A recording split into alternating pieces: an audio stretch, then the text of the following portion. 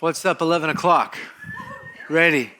Hey, I want to say real quick, thank you for welcoming my friend Lauren last week. I know that we have various teachers that come in and everyone has strengths and uniqueness and we have a diverse community of preachers coming in. I just want to say thank you for honoring her, for welcoming her. I know lots of you experienced some incredible things from that.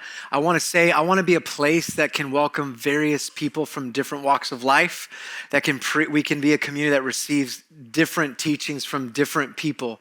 And I hope you're okay with that. I'm going to do that, especially this summer. I'm going to take some time away, and I have some amazing friends coming. We're going to have Tim Chaddick from Reality. We have John Tyson from New York coming. We have Julian and Katia Adams coming in the end of summer. Yeah. How many fans of Julian and Katia we have? Yeah. Also Banning from Jesus Culture, lead pastor of Jesus Culture. So those are some of the friends. And I just want to say, be a learner as a church. Just continue to learn from the various voices that come in and be open to what they have to receive. So today I thought, hey, I had an open week. I wasn't planning on teaching, but here I am. And I'm going to preach today. And I was really inspired by something that came out a couple weeks ago. And it's from the U.S. Surgeon General's office. They gave an advisory. So 2 weeks ago, the U.S. Surgeon General released something and gave an advisory. He said that we're in the United States is dealing with a health crisis. Now, before you get triggered by any announcements from the government about health crisis and form protocols and stuff like that, it's very interesting. He says we're in a new epidemic. It's an epidemic, they say, will you go to that next slide for me, of loneliness and isolation. And that he laid out 6 pillars for what they called a national strategy to advance social connection. So the U.S. Surgeon General's office realized that the United States has a crisis in health, and it's connected to loneliness. Here's the statistics. In recent years, 1 in 2 adults in America reported experiencing loneliness. 50%. And this stat comes from before COVID, when everything shut down, where people lost their communities and support systems and friends and loved ones. The research showed, I want to show you this, research has showed that loneliness and isolation are linked to sleep problems, inflammation, immune changes in younger adults. In older people, they're tied to symptoms such as pain, insomnia, depression, anxiety, and a shorter lifespan. In people of all ages, they may be associated with higher risks of heart disease, stroke, diabetes, addiction, suicidality, and self-harm and dementia. Those are some pretty serious things. Later in his advisory, where he released this report, he said social connection, listen to this, is as essential to humanity as food, water, and shelter, the advisor said. Humans are historically needed to rely on each other for survival, and modern people remain wired for that connection and for proximity to others. Let me just say this. We currently have a crisis in the Western world. And when I read this report, I got really excited. I know many of you are part of that statistic, but I realized that now we have the statistics for what is humanity's oldest ailment. It's humanity's oldest problem. Genesis chapter 2, verse 18, God said after creating Adam, it is not good for man to be alone. The truth is this, our culture that we're living in, the society we're spending our lives in, we've traded deep and meaningful relationships with fragile and shallow connection. And the reality is this biblical community is actually the solution to the crisis.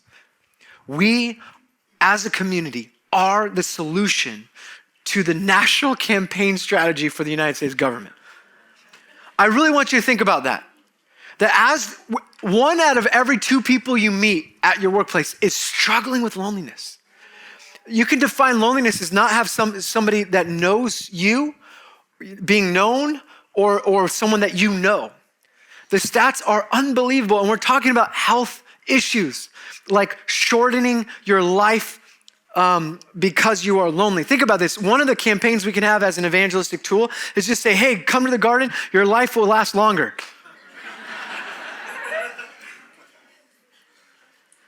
So today I want to talk about that. I want to just define 2 things. What I'm calling, what is biblical community? Because I really do think it's a solution to the crisis we face. And the second thing is, how do we live it? How do we live out biblical community? All right, but before that, I want to give you 3 observations about community in general. You guys with me? All right, it's okay if you're not, I'm going to do it either way. So here we go. Number 1, community is essential for a well-lived life. Hear me out. You could have all the money in the world, but still be lonely and wishing you had friends to journey with. You could be as successful as you could possibly be in your industry and not have anyone to hang out with. And what we know is that we are hardwired neurobiologically for relationship. I love what 2 leading psychologists said about the role of relationships to healing. And as they diagnosed those that got well from all sorts of psychological issues, there was a part of relationship that played into their well-being. They wrote this in the book, Relational Soul. At the core of our human being is this truth. We are designed for and defined by our relationships. We were born with a relentless longing to participate in the lives of others. That sentence right there, for some of you, is naming the thing that you're longing for. Fundamentally, we are relational souls. We cannot not be relational. We cannot exist well without connection and communion with another. How many of you have been alone in this epic experience and wished you had someone to be with in that moment as you experienced whatever it was, whether it was a sunrise over the Grand Canyon or a concert or traveling through Europe, backpacking solitude, that you wish the only thing that would make it better if so-and-so was here. We are designed for relationship. All of us need one another for a well-managed, a good life. Number 2 is community is preventative. This is one of my favorites. It's like being a good driver, you don't realize how many accidents you prevented by just being a good driver. How many of you know what I'm talking about? Like, how many of you know that community is preventative? And here's the thing. As a pastor of a church for the last 15 years here, I can, without question, tell you that in roles of increased anxiety and depression, in roles of divorce rates, the way people in our community move towards divorce, move back towards addiction, there's almost always a direct correlation to their isolation or withdrawal from community. I see it all the time. They stop going to community group. They stop going to house church. The problems that were already there in the first place get exacerbated over time. And then the next thing you know, they're separated because they didn't stick together in community. They didn't have someone to share the crisis they were facing. They felt alone and in shame. They didn't have someone to call them out when they were together and one spouse would say something that they shouldn't say. They didn't have community. It's preventative. In the same way that if you're single, you need covenant community to call out the blind spots, to help you in seasons to know who you're supposed to be. Community calls out the gold. Community calls out the blind spots. It prevents you from disaster. It's what Ecclesiastes says in chapter 4, verse 9. It says, 2 are better than 1 because they have a good return for their labor. If either of them falls down, one can help the other up. Now, I know this is some deep wisdom right here, but it's true. This is one of the smartest men to ever live in history, Solomon. He's writing his philosophy. He's giving you insights into life. And at the end of the day, if you fell and didn't have anyone to pick you up, that would be a really hard thing. And so many of you don't have anyone there to help you get up. I remember a season in my own life when I was struggling and I had friends along the journey, along the way, that kept calling out the good, reminding me of what was true, showing up to my house. I remember when I had COVID just this last December, the first time I got it was 2020, end of 2022 into 2023. And man, I was alone and isolated. It was lonely. One of my friends just showed up every day with a coffee and dropped it off. We sat outside and he just encouraged me. That was a lifeline. I got to think, when the lockdown happened, how many of us were struggling because we were isolated? We need each other. Community prevents. Later on in Ecclesiastes, it says, but pity to anyone who falls and has no one to help them up. We know this is true. Third point I want to make about community as a pastor that I see. First one is it's community is necessary for a well-lived life. The second one is it's preventative. You don't realize what you're preventing when you're in it, but you realize what you miss when you're out of it. But the third point I want to make is community is always the context for transformation. Case in point, how many of you, I want to see hands. How many of you started a diet or exercise plan that you did by yourself successfully? Just show me. I want to see how many of you did it. Put your hands up. You did it. You should be proud. Raise them up high. Determined, grit. Look at there's like 12 people. Okay. How many of you started a plan, didn't have community, and stopped it? Raise your hand. Right? Look at that hand. See, it's case in point. I'm going on break. There you go. We need each other for any type of meaningful change. We need it. Here's what Gerald Sitzer said. I love this author, by the way. He's a theologian, and I think he's in Washington. I got to spend time with him last year, and I sat with him for a few days. He has written several books. One of the things he's an expert on is loss and grief. How do you become an expert on loss and grief? Gerald lost his mom, his wife, and his 2 daughters in a car accident 20-something years ago, and he's written about that process. And he says, listen to this, living with others is necessary for the cultivation of spiritual maturity. For life in community provides the best. In fact, the only setting in which the most important of all virtues can be formed, and that is the virtue of love. Transformation cannot happen on your own. I want to hit this really hard real quick. There's some of you that showed up today because your friend's getting dedicated. I just want to say we live in a moment of deconstruction where we think community is our podcast and our friends that like the podcast we like. And we've disembodied the church, thinking that we can just follow someone online and follow the teachings from another place around the United States or around the world, because that is our church that we listen to, and not have community to follow with. And that is an individualistic view of discipleship that's not biblical. It's not even Christian faith. You can't divorce following Jesus as a disciple from an incarnate community, flesh and blood. I am preaching. Let's go. Let's do it. Daniel's in my back. I love it, Daniel. Spiritual formation occurs, listen to this. Spiritual formation occurs primarily in the context of community. Long-term interpersonal relationships are the crucible of genuine progress in the Christian life. People who stay, grow. Let me say that one more time for those in the back. People who stay, grow. People who leave do not grow. It is a simple but profound biblical reality that we both grow and thrive together, or we do not grow much at all. And this is the crisis we face in the church, is that we have a culture of casual, maybe semi-committed context. We judge a church by a Sunday. We shop churches or communities based on our preferences of consumerism. And that's not biblical community at all. So the question is, what is biblical community? What are we after? And then how do we live it? If you have a Bible, let's go to Mark chapter 3. I want to look at this text. Those are the observations I have, but now I want to help define community. Now, if you were in the first century reading this passage, I want to give you context for the book. Because it's so easy to read something like this and just go, okay, that was back then and it has some type of truth now, but we have to apply context. We have to apply the context of the author to the group of people he was writing to with the experience that he has. So in the first century, when the book of Mark was written, it was written by a guy named John Mark with kind of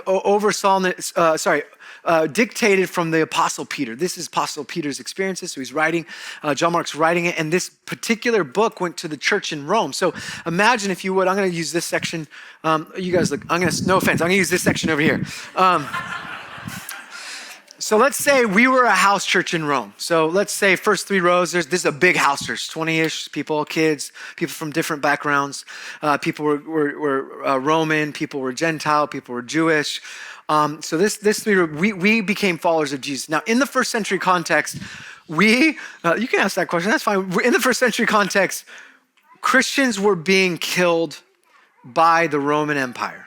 Okay, so at the time that this was written, Nero was probably in power, or maybe it was Domitian. We don't fully know. But the purpose of the whole book is to encourage us in our discipleship to Jesus. So we're reading this biography, and the point of the biography is to follow Jesus. And so we get to this chapter in first century context. Now that matters because we're living in the 21st century context. But let's read this. It's verse 31. Do you guys have a Bible? And you guys clearly didn't have a Bible because you were in Rome back the first century. This is the first time you had it. The rest of us, let's show our Bibles real quick so we can show off yeah, I see it. Don't hold up that phone. I'm just kidding. All right, listen to this, all right? So it's a section, it's really important. I'm gonna read, let's just pretend we're a house church in Rome 2,000 years ago, okay? So we're reading the story. This is from Mark chapter 3 and verse 31. It says, then Jesus' mama and brothers were outside, it says mother, standing outside. They sent someone to call him in. A crowd was sitting around him, and they said to him, hey, your mother and your brothers are looking for you outside. He says, who are my mother and my brothers? And you guys would audibly go, you guys aren't in the church, okay? This is the first 3 rows. They looked around. Then he looked around to those seated in the circle around him, and he said, here are my mother and my brothers. Whoever does God's will is my brother and sister and mother. Now here's the thing, you guys, you're great. Great job. You're hired. 21st century, we don't really get it. Context, first century context, Jesus is confronting priorities and values of his day. Okay, so let me just say this before we give you some points. When you say yes to Jesus, if those of you that are not a follower of Jesus, you're off the hook, right? So you're just listening in, great, you're a bystander to this sermon. The rest of us, if you say yes to Jesus, here's the thing. Our context of church has done a bad job of really communicating what it means to be a disciple. Like, so following Jesus wasn't like, I'm just going to add him on to the already busy life. He's a nice little accessory. He's a spiritual guru. We're going to do some breathing exercises, cold water plunges. We're going to make our lives better. We'll show up once in a while. That's not how you follow Jesus. In the first century, it cost everything. You had a way of looking at the world, viewing the world, interacting with the world. And one of those things was called family loyalty. Okay, so in the first century, your identity was shaped by your bloodline family, your name, your standing in community, your occupation, the spouse you would marry, the decisions you made were all influenced by your view of community and your standing in your actual family. So Jesus says, those who do God's will, that's my mama and my brother. What he's saying is you have to choose. And in the first century, it wasn't, oh, do I choose God or do I choose community? In the first century, it was, do I choose loyalty to my blood family or God's new family? This would have been, oh my gosh, I don't know what to do. There's all sorts of expectations mama has on me, my dad has on me. There's all sorts of things that are normal that you're supposed to do. You stay in line, you follow this job, you do what the family tells you. Now, this group of people that are not related to me physically or biologically, I have to treat them like I treated those people. There's a new loyalty to the family of God. Are you with me? So 3 implications from this. Number 1, following Jesus requires a new set of values and priorities. Now, for some of you, this is news. Like, you don't just get to add Jesus onto your busy life. You get to redefine your life based on your discipleship to Jesus.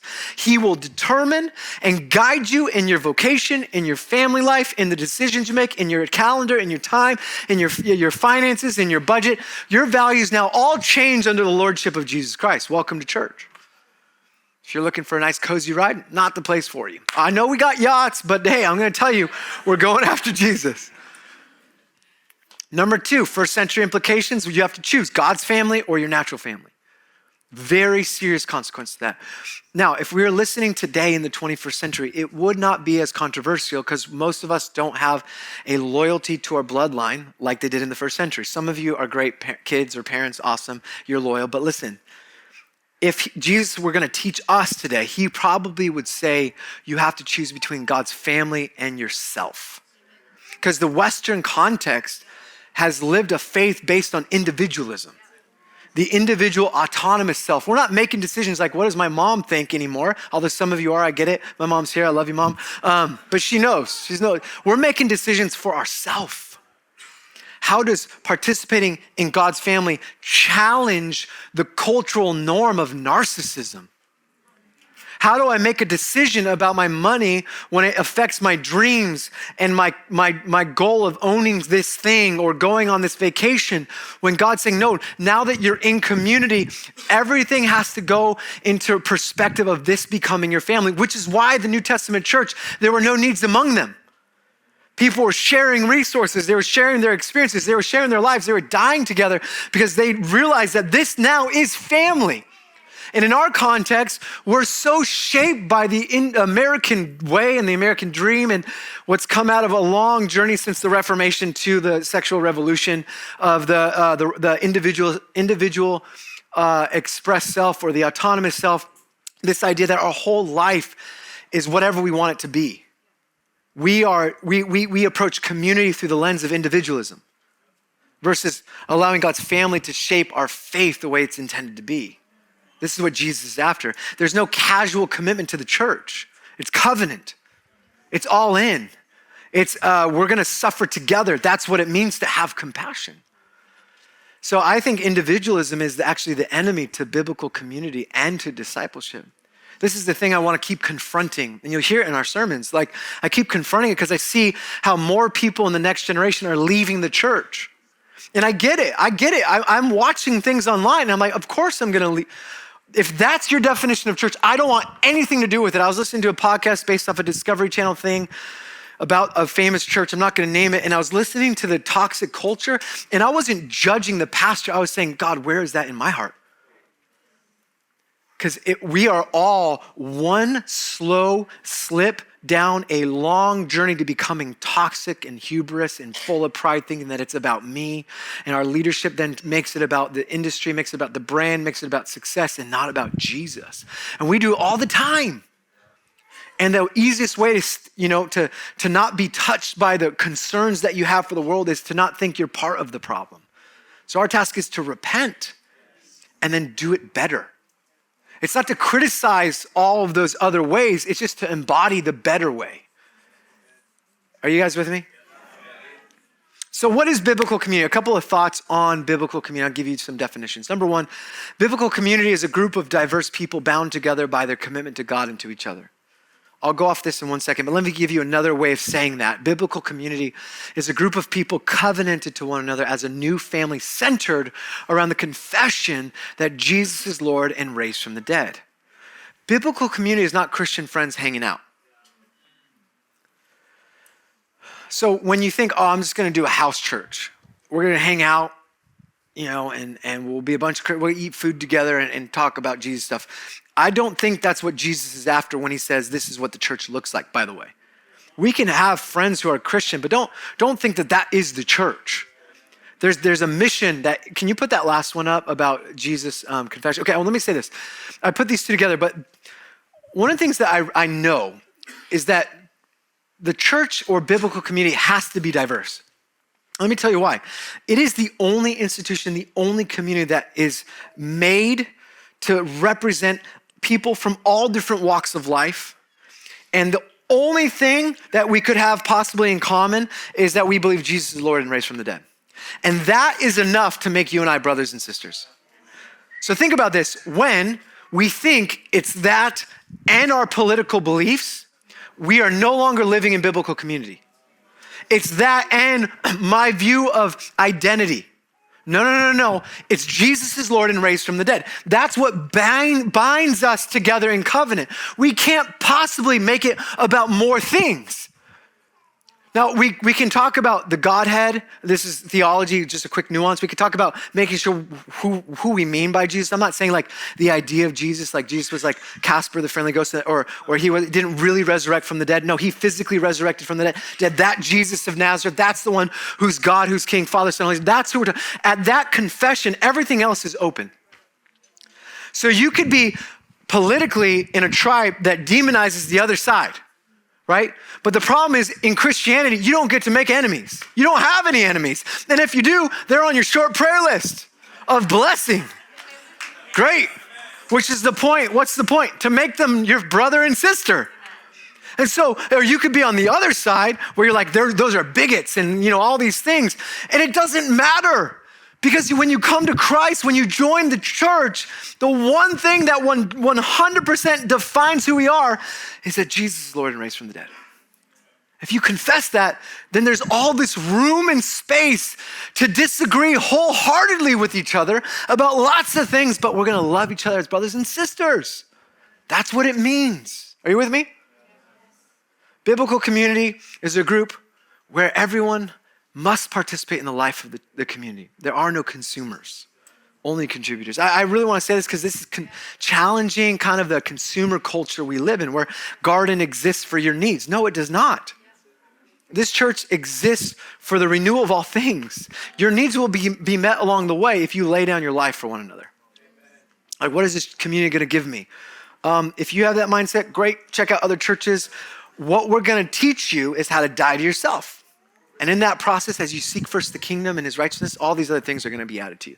You're going to have best friends for the rest of your life. You're going to be challenged in your walk with Jesus. You're going to be more generous. You're going to be more patient. You're going to experience the fruit of the Spirit. You're going to see signs and wonders. You're going to be sent around the world on a mission. You're going to use your job as the primary missional space to bring God's kingdom on earth. You're going to raise up kids where your family is the vehicle of faith, not dropping them off on Sunday. That's what this church is about. Those are a lot of good things that I can name off the top of my head. Biblical community, listen, this is my definition of church in some ways, is organized around the mission of God, animated by the Holy Spirit, defined by the scriptures, committed to worship, making disciples, and devoted to sharing life and resources with one another. So let me just keep that up for a moment. When I think about biblical community, when I think about the church and the challenges I have with those that have deconstructed or want like real life community, where they leave a body, they leave a community to find a different version. It's often done from pain or from a dream, right? Pain or dream.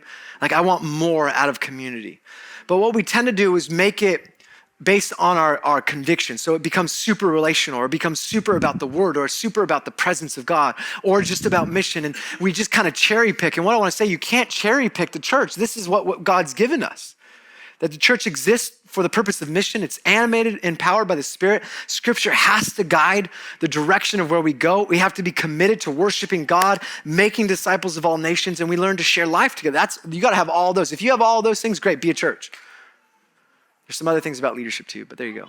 The point of this is to help you see that this is going to take a miracle, but it's going to take a lot of things, which I'll talk about what's required of it, how we live this out in one moment.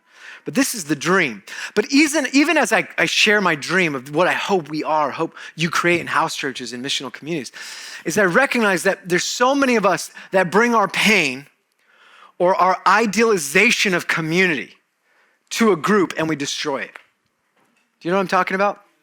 It's a warning that Dietrich Bonhoeffer gives in his book, Life Together. He said this, he said, the person who loves their dream of community will destroy community, but the person who loves those around them will create community. So when you're like, I just want a church that does like the spirit stuff well. I just want a church that's on mission and urban, and I just want a church that's all diverse and represents the marginal. I just want a church. You start cherry picking your preferences, that idealization will destroy the possibility of you being in community. So what's the solution? Well, and I need you to see this even as I teach. Good ideas are cool, great. Cool slide, Darren. I love the quotes. Awesome. I took pictures of them. Great. It doesn't matter unless you live it out, right? So you have to decide, I'm going to lead. Now I'm going to walk towards this idea. So it's embodied, incarnated in my life. So the question is then, how do we live out biblical community? So much of the New Testament are apostles writing about how to actually do this thing. The odds are stacked against us, right? To live this out. We're shaped by a culture that forms us into selfish isolation. There are algorithms and technology that keep us distracted from actually engaging in meaningful relationships, let alone the family breakdown for the last 60 years, 80 years of the revolution that's taken place to break down the family. There's so many things working against us. So we go out into the world and we have no chance unless you choose to try and follow Jesus into it. I love what Romans says. Look at, this is Paul. When he writes the book of Romans, he gives us a practical way to live this out. Here's how you want biblical community? Someone's like, yes, I feel lonely. I want this community. Let me give you this, the action steps. Ready? Verse 10 of chapter 12. It says this, be devoted to one another in love. Now, we don't know what devotion looks like today. We don't. We live in a culture of comfort where discipline, steadfastness, devotion doesn't really exist. That alone is worth everything. Be devoted to one another in love. That when we think about devoted, I want you to think about great sport athletes. Let's think about Lakers in the last playoff match.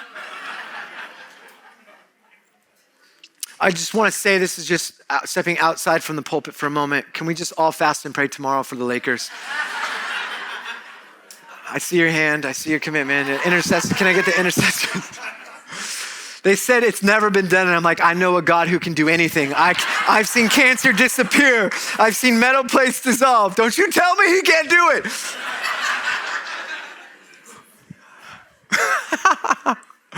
But you think about LeBron or Steph Curry, you talk about athletes who are committed, they are devoted, they are disciplined to the craft. And Paul's saying, think of that type of athlete who wakes up at 5 and takes 1,000 free throw shots before the game. That type of athlete, be like that in your love for one another. Man, I am so fickle in my love. I'm so moody. You might get hate if I'm hungry. Devoted, steadfast in my love for one another. Come on. That's what he's saying. You want biblical community? We need that. And then it goes on and he says, look, honor one another above yourselves. So when you're treating, defer to the other in your honor, never being lacking in zeal, but keep your spiritual fervor, serving the Lord. We live in a moment where, no offense, this is not specific, college students are like, I don't have time to serve once a month at a garden church. I'm too busy. I'm like, no, you are not. Listen to me. You won't have time when you have a couple of kids. I'm serious. You think you don't have time. You're just not disciplined right now. You have a 20-hour week job. You got a couple of units that you're studying and you're really working on your boundaries right now. I get it. But serving the Lord with fervor requires some sacrifice and commitment. And I don't want to just go after the kids, but I'm seeing a lot of families serving kids ministry. I see husbands and wives serving together every week. And I just got to say, if you don't have kids, would you serve in the kids ministry? Give our families a break on Sunday. They're coming to both services with kids. My son's serving kids right now. He's 9. He's not working on boundaries. Be joyful in hope, patient in affliction, faithful in prayer. Share with the Lord's people who are in need. Practice hospitality. These are all commands. It goes on and on and on. But let me tell you this. Here's the point. You want to build community, biblical community. How do you do it? Well, I just got to say, go to the next slide. You cannot do it apart from people. Shocker. You're not going to find the perfect group of people. Your friends, best friends won't happen because they were perfect. They happen because you committed. You showed up, you accepted, you held space, you fought for those relationships. In the New Testament, there's 59 one another statements. Here are a couple of them, right? So you want to follow Jesus as a disciple. It's not you, yourself, and Jesus. You got to serve one another, admonish one another, be patient with one another, build up one another. You want great friendships? What if you just did those ones? Forgive one another, bear with one another's burdens, submit to one another, comfort one another. Encourage one another, pray, confess your sins. So we're talking about, these are commands of the New Testament where if you just went down the list of the 59 one another's and you just said, I'm going to commit to this group to do these things, you will experience some of the greatest relationships in your life. I guarantee it. It won't happen overnight. There will be rocky points where there's conflict and you disagree strongly and they said something that offended you. They did something that dishonored you, but you commit and you practice showing up and doing these things. You will experience it. How are we doing? Can I give you a couple more thoughts? I'm going to do it for you for the one person that really wants to hear this. I'm so passionate because here's the thing. Why am I addressing biblical community? Because we face an epidemic. The world needs to learn how to live together well. And God designed community in his image. And we should reflect to the world the Trinitarian reality that God in himself is a perfect, loving community. We are designed to be the first fruits of heaven on earth. The church, you in this room. I know it seems crazy. I know some of you, and I can't believe God chose you to show off. Can't believe God chose me. If you really knew, some of you do. I'm such a mess, and I'm so broken, and I'm so imperfect, and I'm regularly petty and fragile and quick-tempered and rude and mean and agitated and hungry a lot. And I say things I don't mean. I say them to win the argument. I'm just talking about this week. I'm not exaggerating in that statement. But as a pastor, I know how to build biblical community. My wife and I did it 1 month into our marriage. We started doing biblical community small groups. Like we just can't help ourselves. Everywhere we go, we just got to we got to live out meaningful relationship. Here are 7 things that I think help, that are requirements for what we're after. These are the practical takeaway. 7, I'm just going to blast you real quick, okay?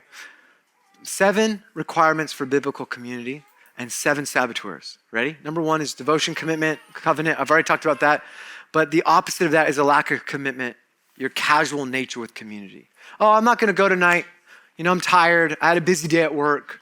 When you don't show up to something you've committed to, like a house church or the church, you're robbing us of the gift that God's giving the community for you. You yourself are a gift to the community. Just show up. Number 2, you have to have consistent rhythms and time together. It cannot just be spontaneous or if you're spontaneous or if there's a lack of consistency and busyness, you will not have biblical community. So set up regular rhythms of time. Like when I tell young married couples or people who are about to get married, they need to schedule date night because you'll miss it. They're like, there's no way you'll miss date night. And you're like, just trust me. At some point in your relationship, you will need to schedule months in advance the day of the week you're gonna go out and have a date night. Because the point isn't the routine and the schedule. Okay, let's get this guy a babysitter. I see you. You're in a safe place. I feel you. What's the purpose of it? The rhythms and the time that's dedicated creates space for intimacy.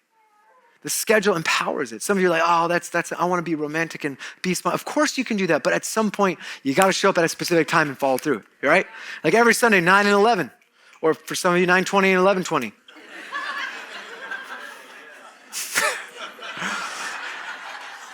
Like, I thought it was 11:15. No, it's 11 o'clock.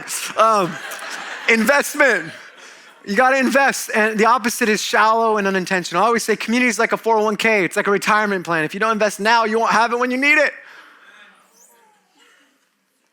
Otherwise, the opposite is what our culture gives us, shallow. The 4th thing is honesty or speaking truthfully. Truthing each other is what we call it in our staff and elder team. We got to truth each other. It means you say the thing that it's hard to say. You see, I think there's a problem where there's a lot of hiding and dishonesty, but it's unintentional. It's not intentional deceit, but we hide through niceness. Yeah. I say niceness is an idol. We need to be kind and loving and generous in spirit.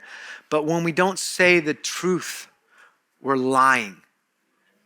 So when somebody did something that hurt you and you just, I'll just let it go. Maybe, but then they do it again and now you're harboring bitterness. You're hiding from actually showing up in the meeting or the group. You're still holding on to the thing they did that now you've seen them do it 4 times. And now it's a pattern. That's who they are. Now you're judging them. But what started as a paper cut has now become a massive wound that compromises your integrity, not theirs. So you have to tell the truth. You have to say, hey, that hurt me when you interrupted me when I was sharing my story and made it about you. And in a truth-telling community, that person's like, you're right, I'm sorry, will you forgive me? And you say, no, forget you, go to hell. No, I'm just kidding.